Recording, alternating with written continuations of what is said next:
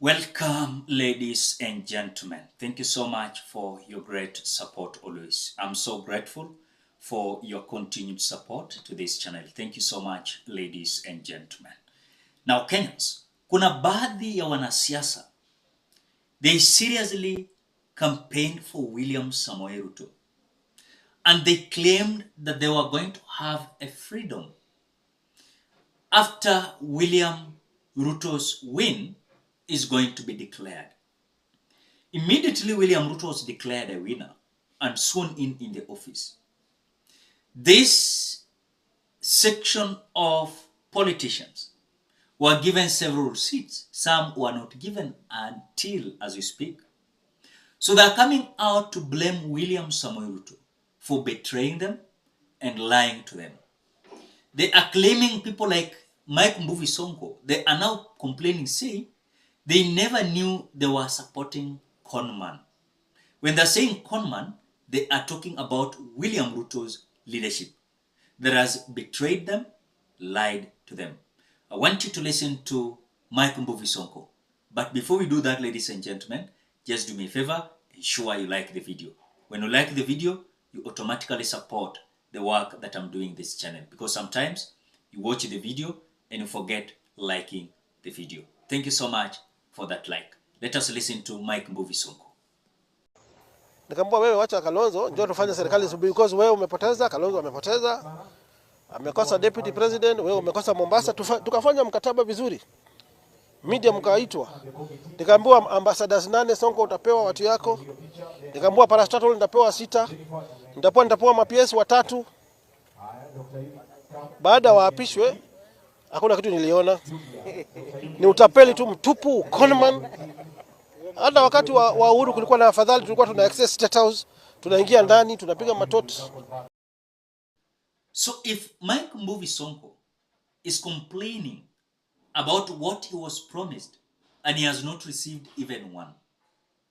Now, ukiangalia hawa wanasiasa ambao waliunga mkono William Ruto kutoka uchaguzi mkuu wa 2022. Wanajua kwa kutemwa au kutekelezwa, they're feeling like this is just simply a betrayal.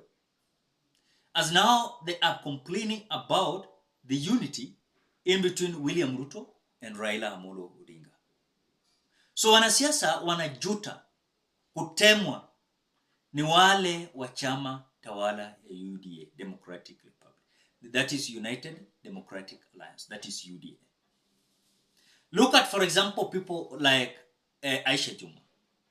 Aisha Juma, she's not complaining publicly, but the truth of the matter, you've seen even her trying to say that she's going to be part and parcel of this government no matter what.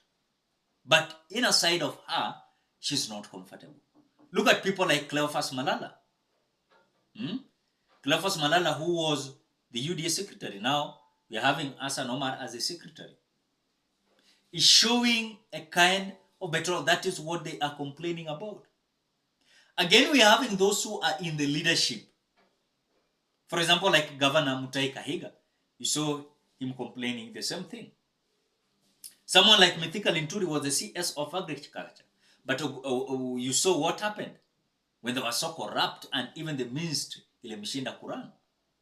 People like Imani Ngunjiri, the former member of parliament from Bahati constituency, Nakuru County, has been always eloquent how wamekuwa betrayed, na wamekuwa lied to, you know, and several others. In other words, when you look at even the impeachment of Rigathi Gachagua, is now coming out at a time that some individuals, especially politicians, they believe that William Ruto has betrayed them. Now, Kenyans, I want us to understand how William Ruto was unable to keep them, rather going for Raila Odinga's help.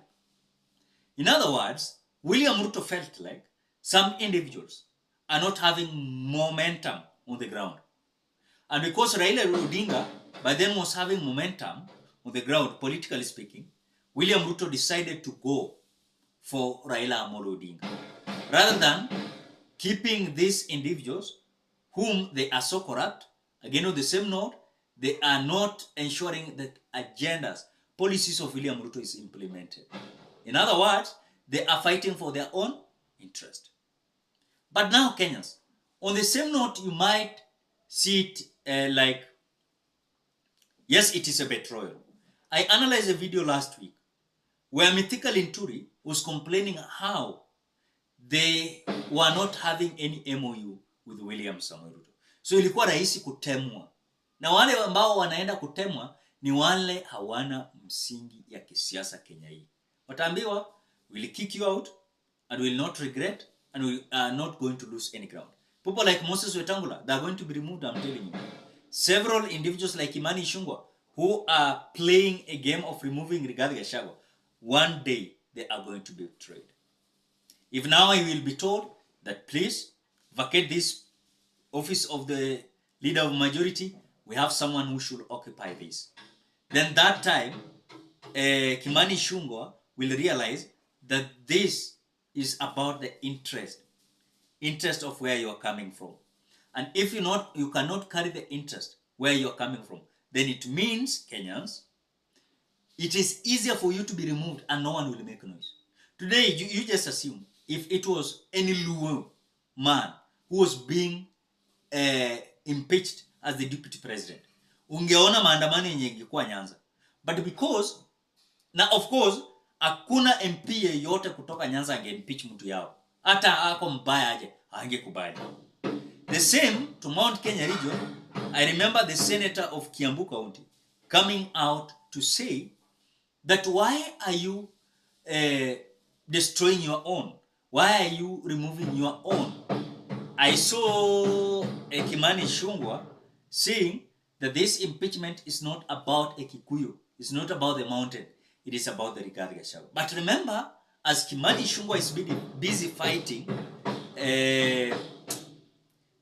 even if Kimani Ichung'wah is busy fighting Rigathi Gachagua, remember they are losing it. Because if today we assume it is Kindiki Kithure who is going to get that position, the way they have approved it, then who is going to take over from the seat of Interior? I've analyzed a video here where ODM is confronting